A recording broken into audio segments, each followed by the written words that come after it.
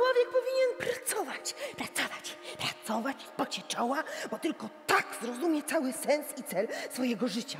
Jezus, jak dobrze być robotnikiem, który tłucze kamienie, albo pastuchem, albo kierowcą autobusu, albo nauczycielem. Tak, nie wystarczy tylko przynależeć do rasy ludzkiej, bo nawet koń, idiotko, debilko, więcej z siebie daje. Na pewno więcej niż młoda dziewczyna, która wstaje o 12 w południe, zażywa swoje tabletki i przez 2 godziny zastanawia się, co ma na siebie włożyć. Dlatego proszę cię, panie, ukaż mnie pogardą. Jeżeli nie zacznę wstawać o godzinie 7 i zacznę pracować, proszę cię, tak zrób. A, ta szyno moja biała, tak zrobię. 3SIOSTRY are the last Chekhov play that you are staging. You did most of them, including Ivanov and Platonov. You did Cherry Orchard twice.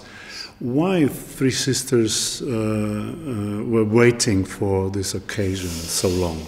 A very good question in that sense that I always thought it was a play you couldn't make anymore. Because this central phrase in the play, Moscow, Moscow, has become very dubious in our time. First of all, because it's not so difficult to go to Moscow in the meantime. You can, not during COVID, but let's say you can fly easily to Moscow. So it's not, in our imagination, something unreachable. It's, let's say, more something you don't want to go actually to Moscow. So that was constantly playing in my head. How do we find a way to work around with this phrase? How can we give this phrase sense? Because everybody, you're talking about 3SIOSTRY, everybody's saying, you're doing 3SIOSTRY, yeah, Moscow, Moscow, Moscow. So immediately you're confronted with this phrase. Why did you change your mind? Well, thanks to you, actually, I changed my mind because you gave me this wonderful tip to read that book, The Factory of Dreams, Factory of Melancholy. Nostalgia. Factory of Nostalgia. There I discovered how nostalgia, until last century, made people really sick. And I think still is making people sick. He was describing in this book, or he's describing in this book, how soldiers under Napoleon were really sick of nostalgia, and how the first colonists who went from Holland to Australia, people became even crazy of it and wanted to fly every few years back to Holland to see their old village, but then to discover that nothing was left from this old village. So and there it became more and more interesting for me that actually this Moscow was a kind of delirium, a kind of dream of our youth. We all have a dream about innocence, about the perfect world, a world where is still everything available and possible and naive and unpolluted. And so actually, yeah, the nostalgia we all have about the past, and I think that's a big mistake because we have the tendency to make the past always more beautiful as the present. And that combined with the play, more and more I started to read the play as a kind of metaphor for, yes, an unfulfilled nostalgia for a promised land, paradise, a love, a better life. And the more I'm now rehearsing in the play and searching with the actors for the meaning of these words, the more and more I discover every character of this play has actually this kind of, is carrying with her or with him this lost paradise. Miałem w życiu jedno jedyne marzenie. A co wam mówić? Zostać profesorem na Uniwersytecie Moskiewskim. A co wam mówić? Być naukowcem słynnym na całą Rosję. Znanym na całą Rosję. A co wam mówić? Naukowcem. A kim jestem? Zostać. A oto kim jestem. A co wam mówić? Być naukowcem.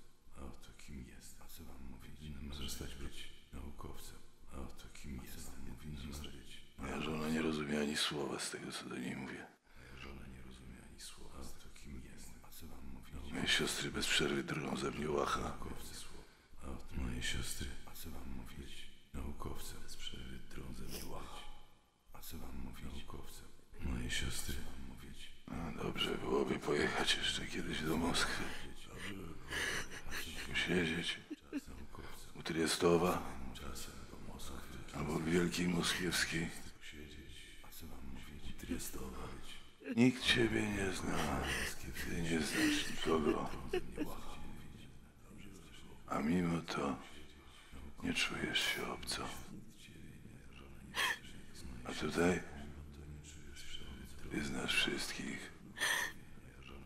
Wszyscy znają ciebie. I jesteś obcy. A tutaj, a co wam mówić? Ty znasz wszystkich. Wszyscy znają ciebie. Obcy. I jesteś obcy. I jesteś obcy. Miałem jedno naukowcem. Ty znasz wszystkich. Obcy. Ty znasz wszystkich. Wszyscy znają ciebie. I samotny. I samotny. Obcy. I samotny. Ty znasz samotny. One of the consequences of this decision is that the characters are old. Yeah.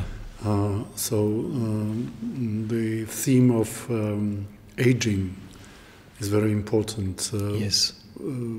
How it interferes with the interpretation, with the new interpretation of this play. Well, actually, it is amplifying, for me, it is amplifying the play in that sense that you see actors who are saying in a certain age, in their 50s, 60s, 70s even, in a moment in their life where you see more and more that your life is ending, and that there are less and less possibilities actually for the future. When they start to say one day there will come a humanity 200-300 years and then everything will be good, that makes it much more, to my opinion, much more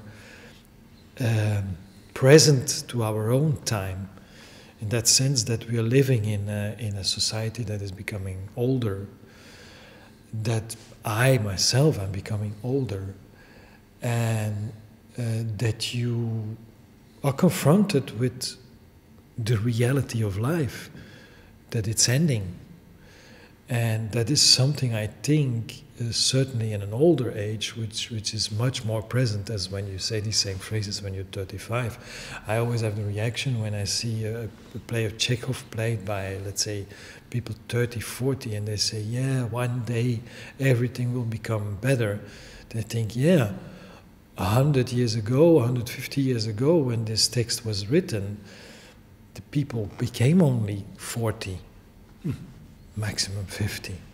Now these days, and they were old actually in that moment, when they said that today, when you're 30, 40, you're in the middle of your life and you still have all possibilities. And I have the reflection as an audience, hey, don't be so self-piteous in your 30s. But when it's said by somebody who is older, it gets to me more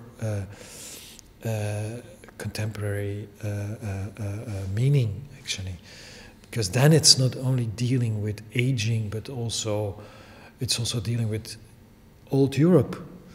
In that sense, we have also Natasha, who is coming from the Ukraine and is actually a kind of how you call it, gastarbeiter, somebody who's coming from abroad to work here. And that's, for me, that's symbolizing Europe. We're living in an old culture who is surviving economically, actually, through refugees, foreigners, people who are coming from abroad. They are doing the jobs we don't want to do anymore. This decision to cast a Ukrainian actress for the part of Natasha was very meaningful for me because the consequence is that the Chekhov play becomes political play, a play about confrontation between the old aging Europe and the new wave of immigrants who are coming from east, from south, looking for their paradise. And it's really a beautiful constellation of dreams.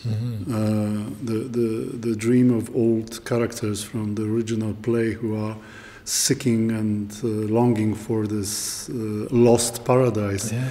And the new generation, which actually is building this paradise here and now. Yeah.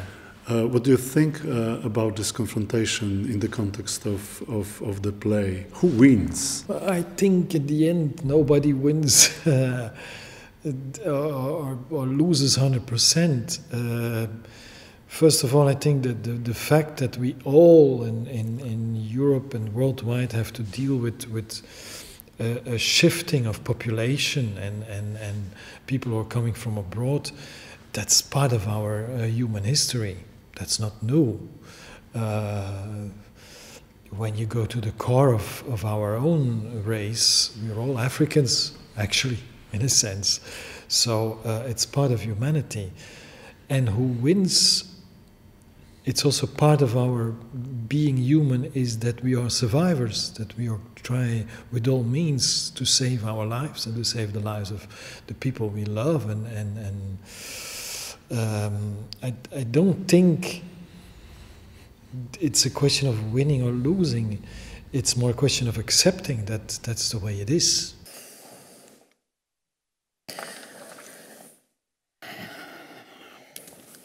If I'll see this fucking old woman one more time in my house, I will definitely shut her down. Just at the same very moment. You understand me? I just was talking about this for so much time that she's just eating here, shitting here, and just sitting and talking too much, and you just count me for every fucking zloty in this house, and I'm just working for you all. And this fucking Anfisa is just taking my money off of this house, and you just tell nothing.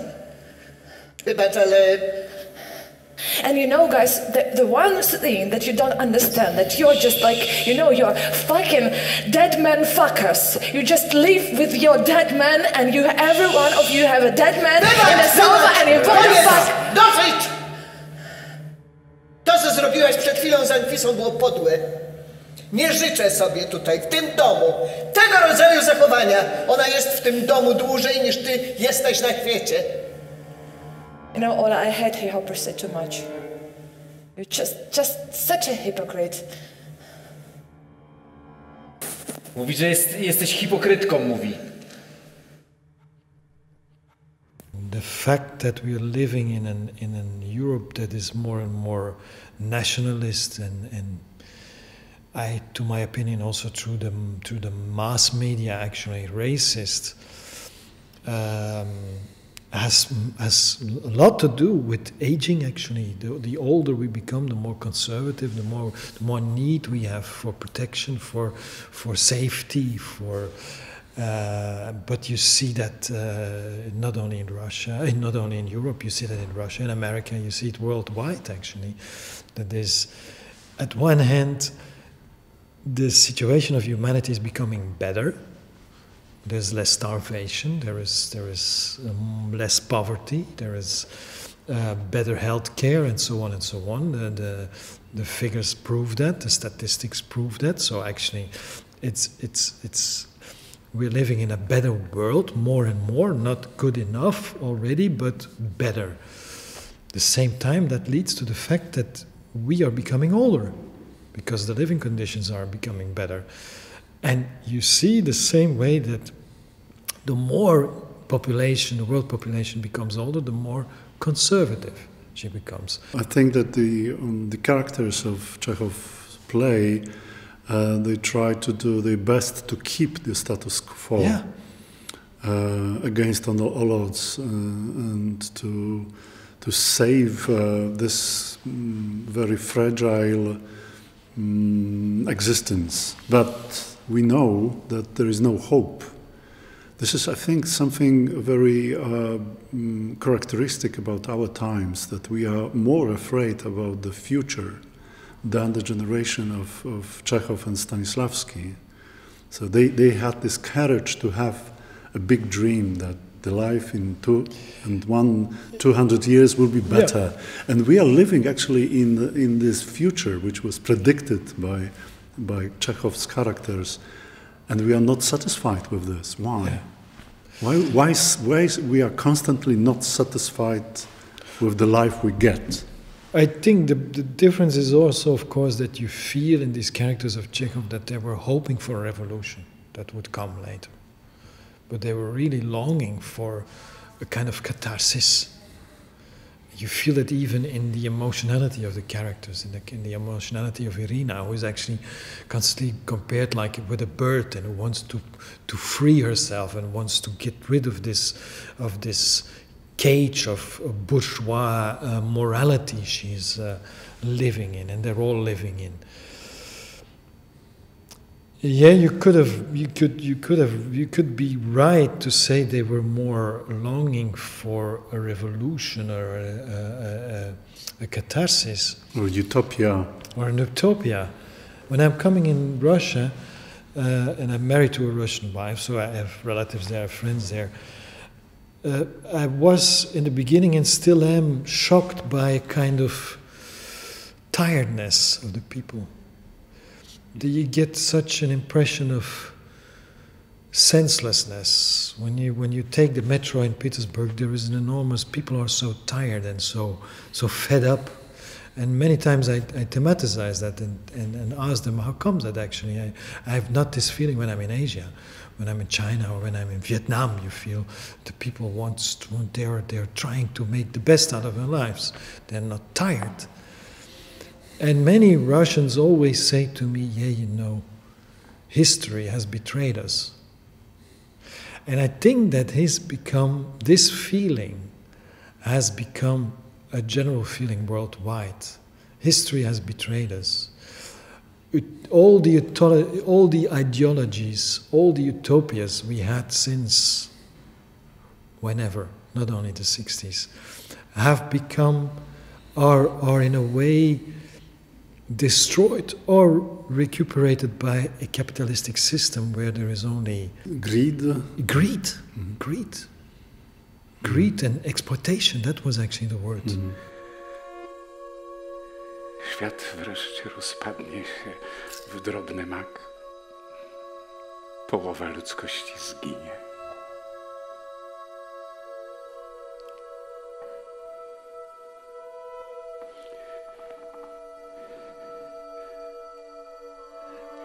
Musimy koniecznie przyczynić się do odmłodzenia ludzkości. Wszyscy tutaj już jesteśmy w podeszłym wieku, sugeruję więc,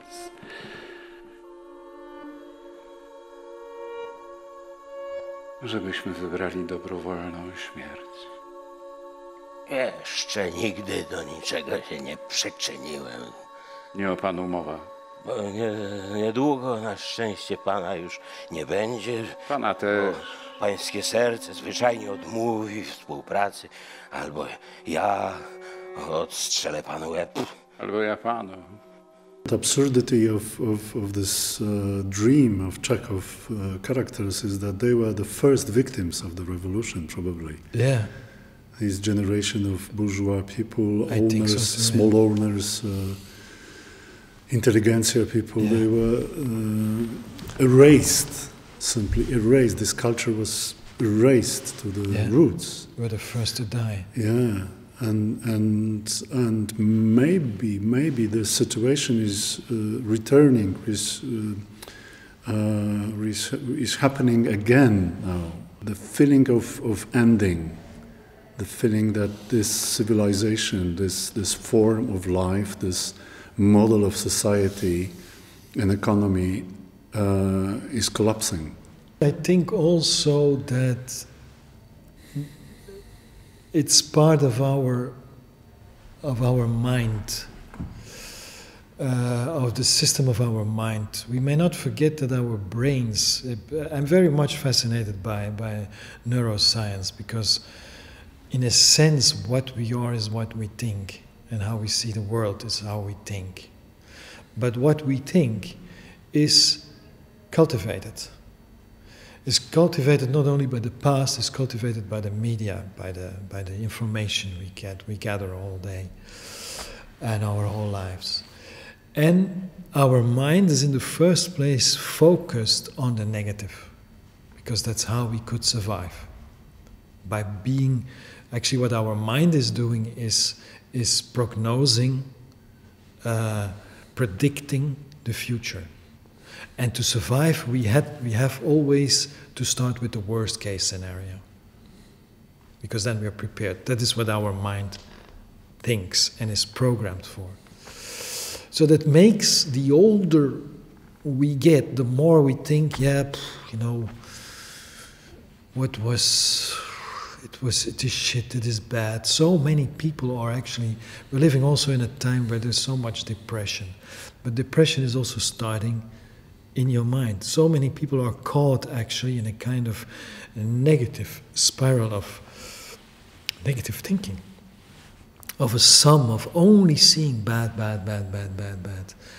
But there is also a lot of beauty. There's also a lot of...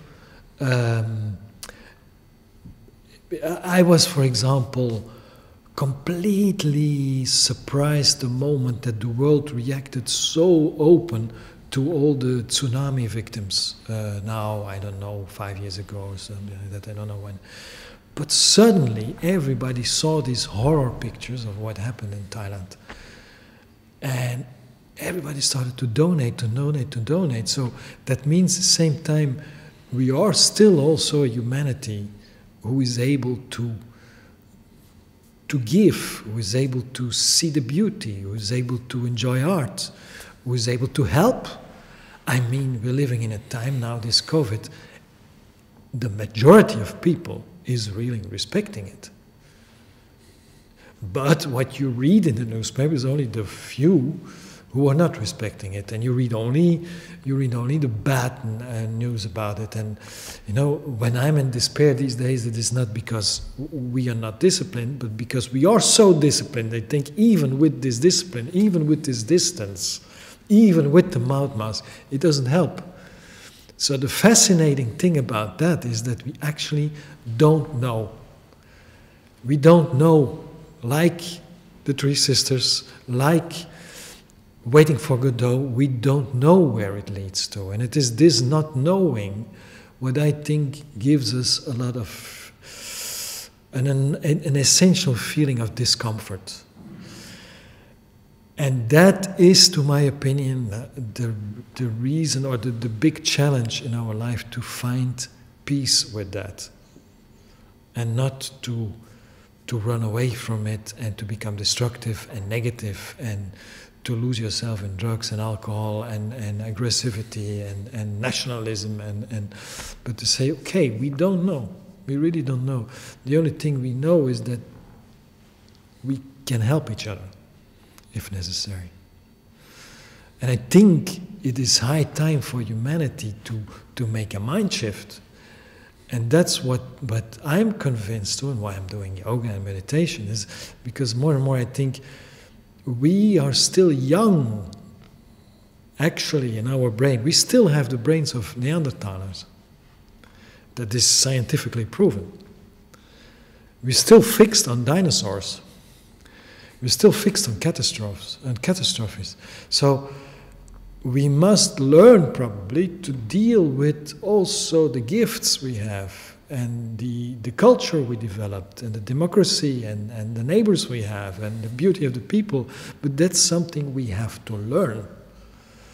And in that sense, I believe that these 200-300 years maybe need 2,000-3,000 years instead of 200-300 years. I think they are a little bit too optimistic, the characters of Chekhov. O 4:00 musimy być u naszego byłego dyrektora! Nie pójdę! Daj mi wreszcie spokój! Nasz były dyrektor zaprosił nas do siebie do domu Sadu Zdrowia stara się być towarzystwem. Bo ja do mnie wczoraj jestem wykończony, jestem kompletnie wykończony. Jak ci jest samo? Ja też! To się nie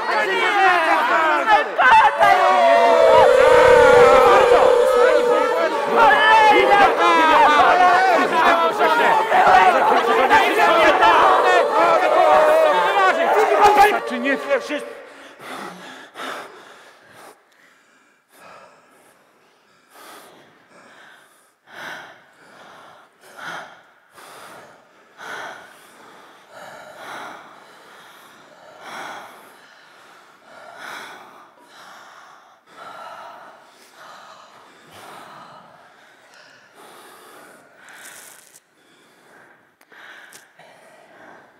What astonished me as an observer of rehearsals is the amplitude of emotions on one hand, and on the other hand, brutality of these characters.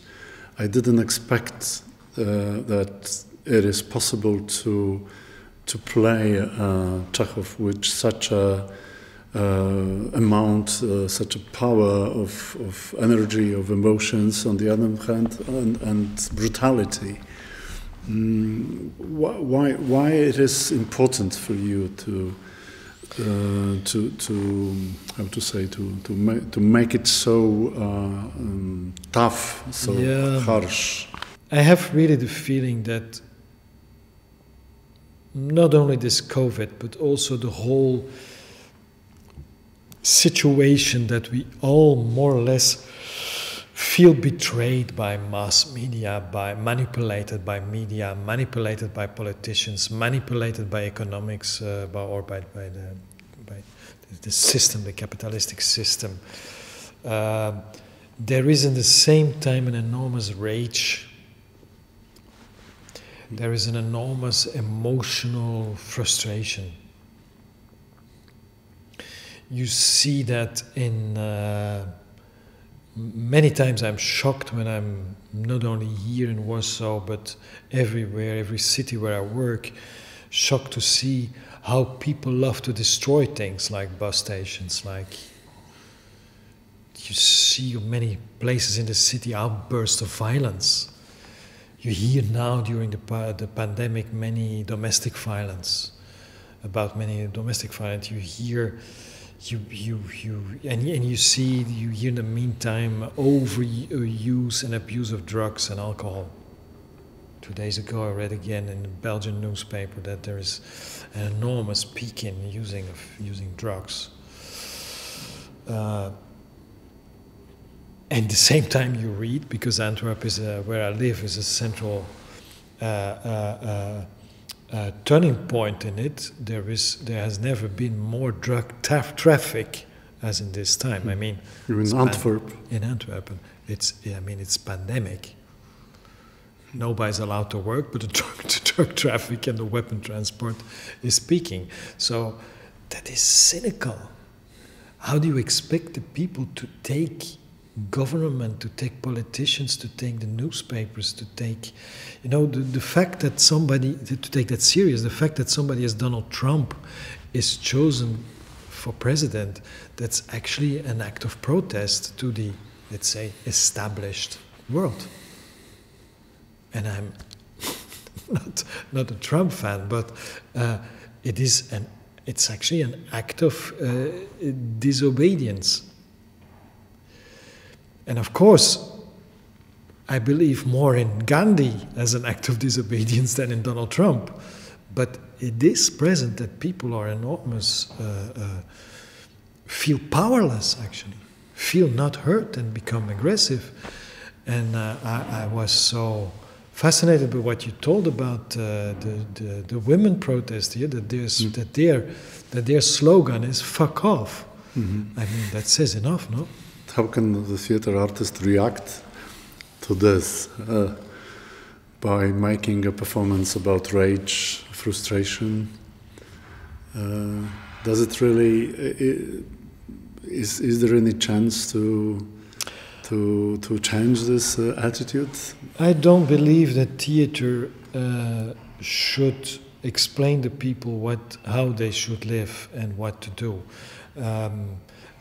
Educative theater, I don't believe in that. That's every human being wants to discover life and wants to learn how to live by herself or himself. But what I believe is the force of the theater is to create understanding, compassion, actually. That you not only are busy with me, my life, and my drama, and my despair, and nobody understands me. But theater can make you, through the fact that it's three-dimensional and that real people are standing on the stage, can give you suddenly the awareness, we are actually all the same. And theater can create through that solidarity. That's what I strongly believe, that's actually the sense why it's so old, theater. Because it's, at the end, we're playing 2,500 years now theater about, when you start with the Greeks, incest, family violence, domestic violence, everything we actually don't like to talk about. We keep silent and say, no, we have nothing to do with it. And theater is saying, no, let's face reality.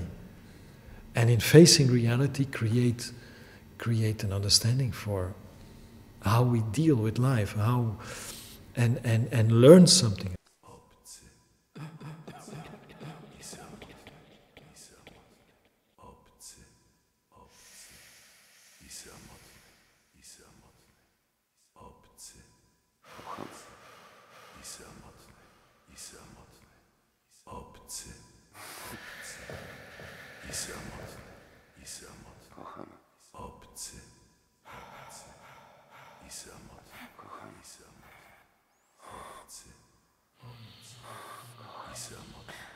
Niech pan przestanie.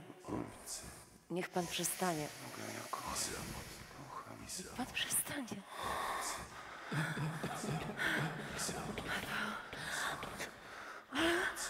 Ale niech pan nie przestaje.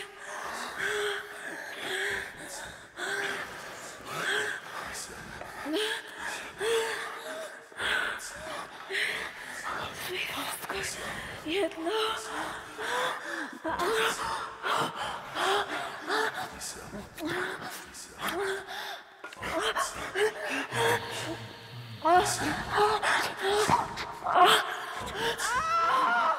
What did you discover in Three Sisters so far, which is meaningful for you?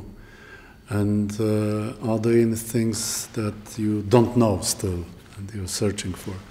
Well, I discovered more and more how important sexuality is.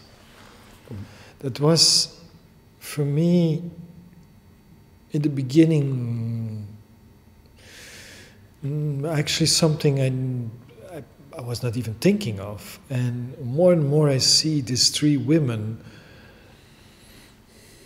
have actually an enormous need to discover a sexual freedom, which they are not able to live.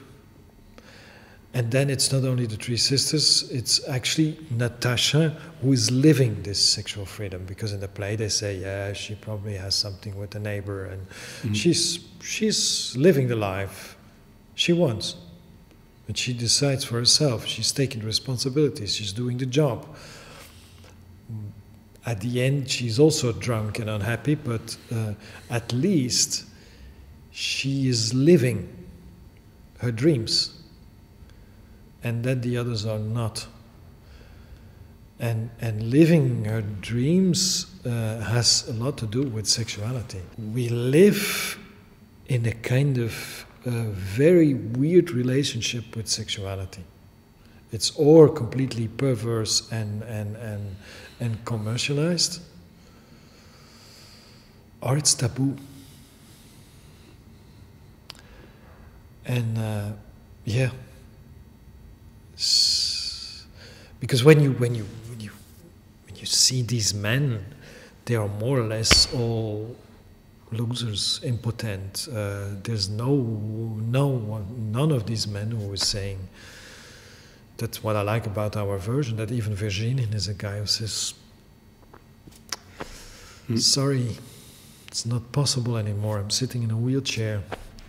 So at the same time, there is this natural force of sexuality, this natural need to feel released, and it is not for nothing that Buddhists say that in the sexual climax, we touch actually a form of enlightenment, because it's there where body and mind actually become one.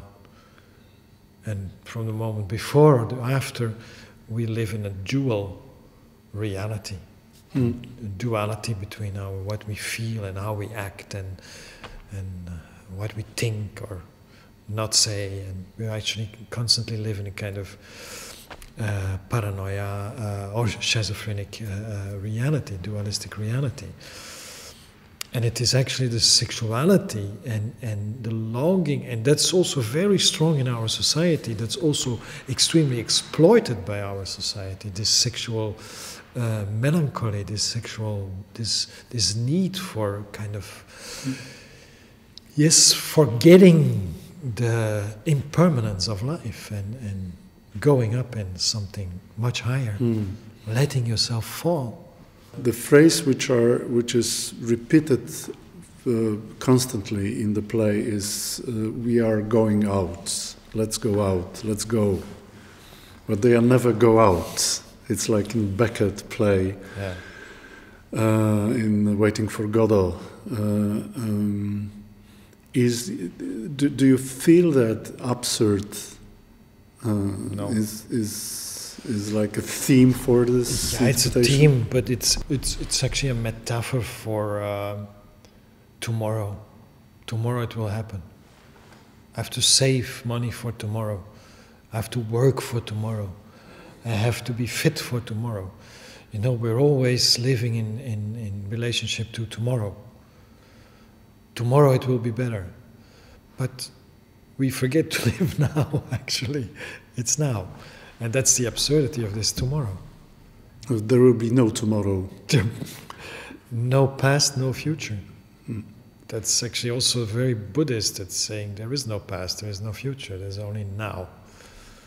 But that's, I think, very difficult for us human beings to realize, because we are born with this idea, okay, I'm weak.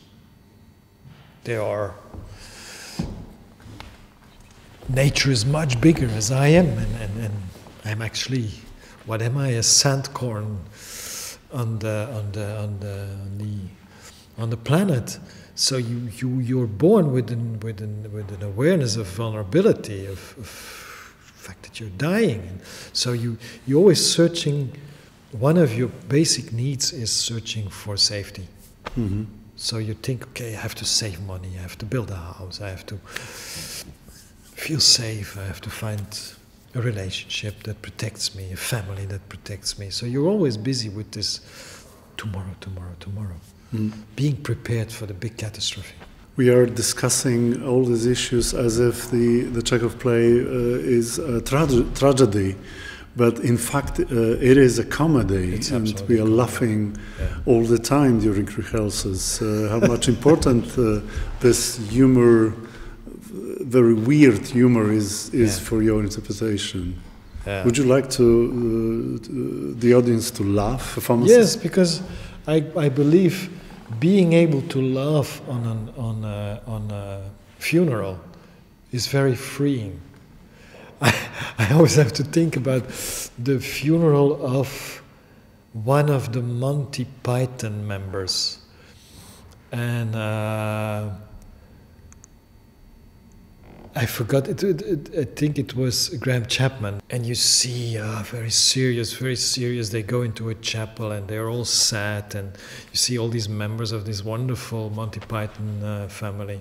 And then John Cleese has to give a speech, and he says just a few words. He says, "Dear Graham, you were so proud that you were the first on British television to dare to say the word fuck. And now I will be the first who dares to say on a funeral the word fuck. And, you know, you see all these people under tears, they start to laugh, and you see this suddenly how they are happy actually that they are able to laugh with the pain, the misery. And I believe that's one of the things we really should learn, and maybe we can bring also in the theater, that we must learn to laugh with all our tragedies.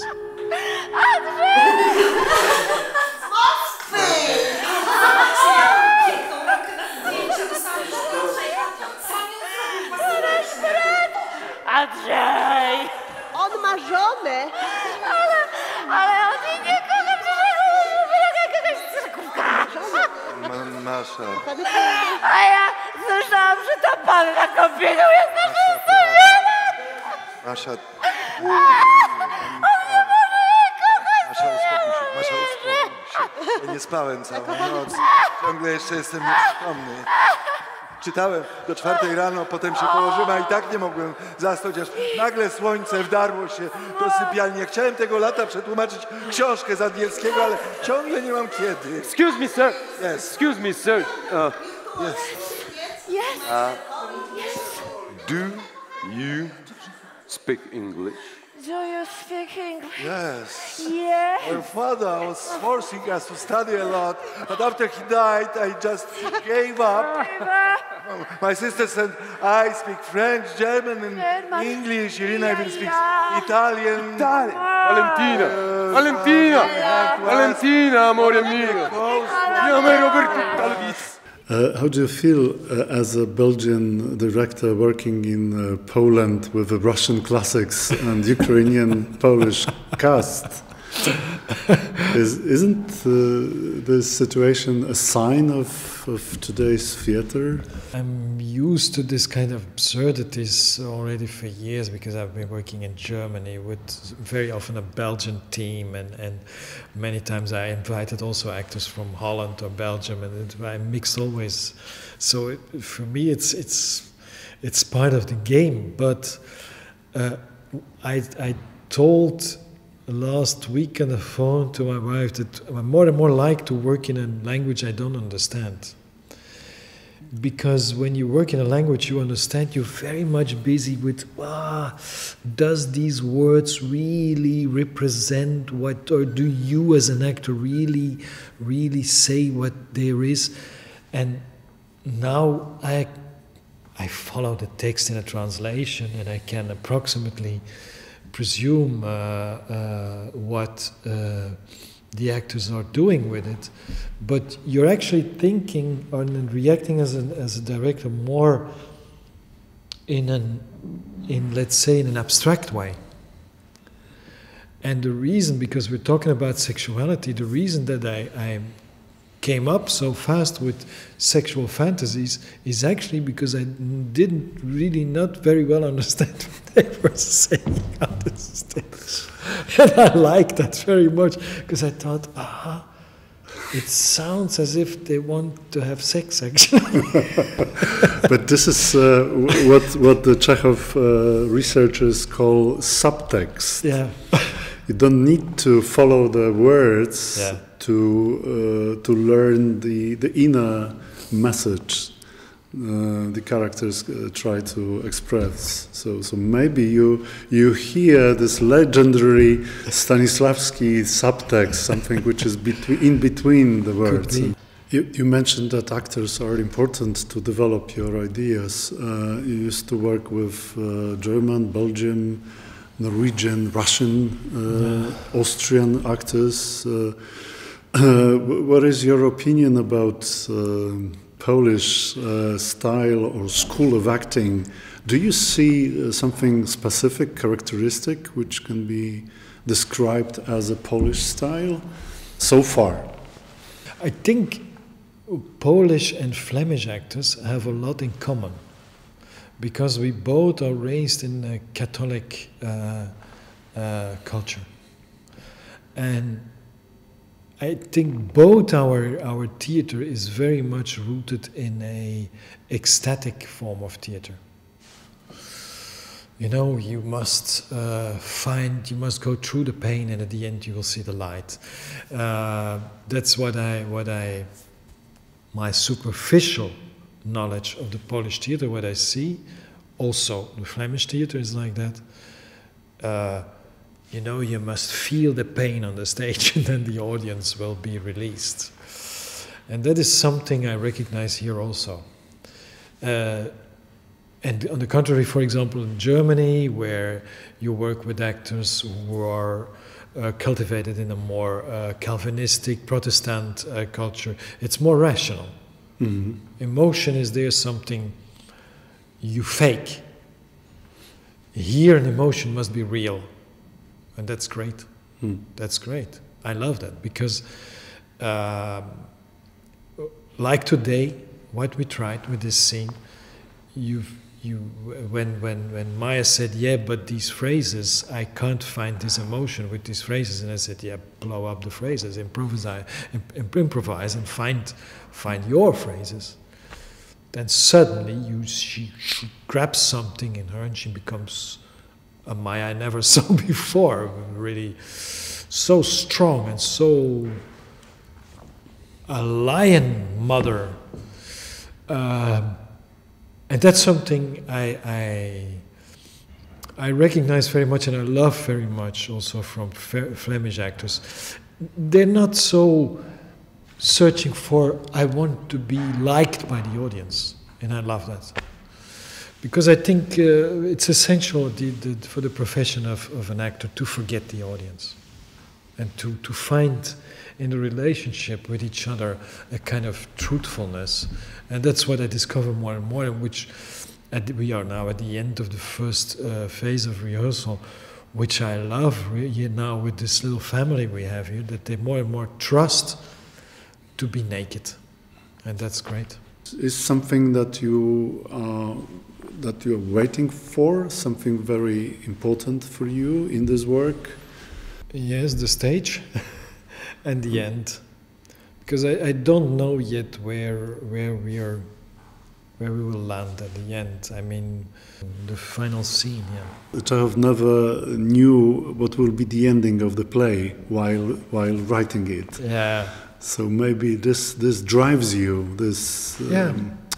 Lack of knowledge about the result, because result is not even important. Yeah, could be. The process is much more important. Could be. Of course, it would be nice if the audience likes it, and we will see, you know. But I am pretty convinced that when actors find and can cultivate this freedom in themselves, that is very sensual for the audience also. That is inspiring for the audience. That's why I'm so much searching with them to find this space of imagination and freedom, and to actually, in a sense, to find a moment where I like to watch them. It's nothing more than that. To find that moment.